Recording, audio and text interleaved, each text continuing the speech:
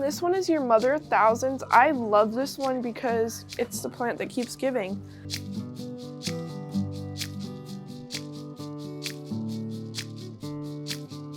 Hi guys, welcome to Tye-Dyed Iguana. I'm Makayla. Today I'm going to show you some of the best plants for your bioactive terrariums and just some good ones to put in there. First one I'm going to start with is the nerve plant. This one comes in a couple different colors and it can even come in some different patterns. This one is more of a white and dark forest green one. Good thing about these ones is they're going to cover your ground more. It's not going to be such a plant that's going to go up. It's more of like you're creeping on the ground to cover that bare spots. So it's a good one. I would do this in a one with really well drainage. They do like drainage. They don't like it super dense. So it wouldn't be well for anything like that. And it's safe for reptiles, so as long as they're not eating it, it'll be fine in there with them.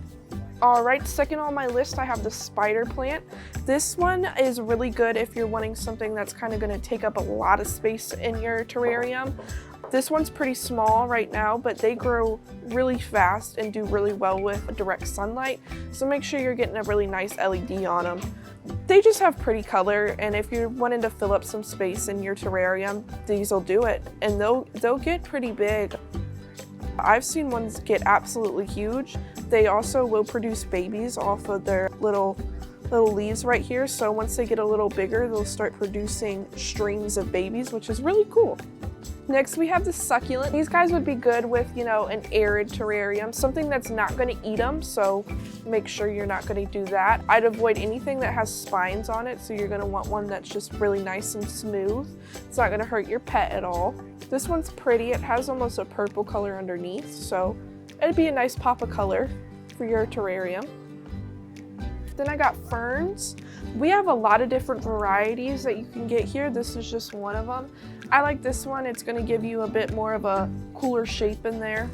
These guys, again, do like partial to direct sunlight, so make sure, you got a good light on there. They do prefer it quite moist, so make sure you're not, again, putting it in an arid terrarium. Make sure it's something that's going to get misted quite a lot. And this one is your mother of thousands. I love this one because it's the plant that keeps giving. As you can see, this is a good example. The mother here has produced lots of offshoot babies. Now the babies will come from the actual leaves themselves. She'll start producing the babies around the leaves, and once they're big enough, you'll be able to just lightly pull them off and you can plant them. And they grow fairly quickly, so it's a decent thing to have, and you'll get a lot of them, especially if you like them. And it's kind of more on the foresty green color, so it's not like that real bright green. And this one right here is your Hoya Rope. Again, I absolutely love this one because it's such an interesting shape. You don't see it a lot. This one will grow vertically, so give it something to kind of climb on. It won't attach to it, but it does like just something to kind of lean up against. Again, they like well-drained soil and a lot of misting. They definitely like a lot of misting, so put it in something that's going to get wet quite a bit. And yeah, it just has a really cool shape to it. Then here we have the Bella Palm. This is a really good one, again, to fill up space like your spider plant. This one's already quite large. To me, it reminds me of like baby bamboo. That's what it looks like to me, although it's not going to take over like bamboo would or get as large as it would. This is just a really nice one to, you know, have some foliage in there and some room to hide. Gives them a lot of hiding space. And not too many leaves on it either. Then we have the Janet Craigs. A lot of your species, our boreal species, are going to like these, like your crested geckos, your frogs.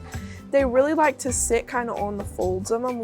If you come in the shop, there's a pretty good chance you're going to see something sitting on one of them, as we have them in a lot of our bioactives. These guys are nice, and again, they'll get pretty big. They are kind of a slow grower, not too bad, but it's a nice addition to have to your terrarium.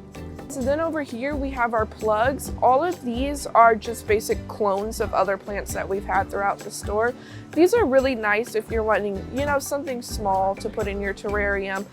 And we have a lot of ficus over here and a lot of creeping things. A couple succulents, not too many, just because we don't get a lot of clippings of those. But these are great if you're just wanting a small addition and you're not really committed to a whole plant and you want to see if you're going to be able to keep it alive or not. All right, and this right here is a bromeliad. This again is a great plant for your terrarium. They like it pretty moist. These guys, you can see we have it in some sphagnum moss right now. You can take these guys and kind of bundle them up in sphagnum moss and then glue them with some reptile and aquarium safe adhesive to your backgrounds and stuff. They'll grow just like that, just like an orchid would. They'll take to it. These guys are nice. Your arboreal species will like kind of, once they get bigger, they'll like just sitting on them. You got to be careful. Sometimes they can get a little sharp, but nothing that should hurt your pets. Just be careful with that. And then I have this really, really big air plant with me. I like these guys. As you can see, they're not in soil. So these guys are really cool. You want to give them a soak about once a week, completely submerged. You can put these guys and kind of just set them anywhere in your terrarium. You don't want to get the bottom too wet because it could rot. So just making sure you're keeping that in mind with placement.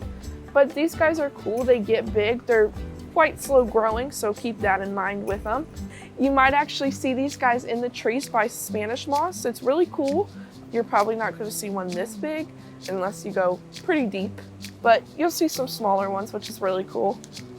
And from the last one with those air plants, this is what I was talking about with the Spanish moss. It's a really cool plant. It's actually alive. I know it doesn't look like it sometimes, but it is. This is great for hanging or putting it on some cork bark and kind of just letting it sit. Really good addition, just kind of a different texture, style. Animals love it. Makes it all look great. Great for animals, great for people. And then last but not least, pothos. Absolutely great for your terrariums.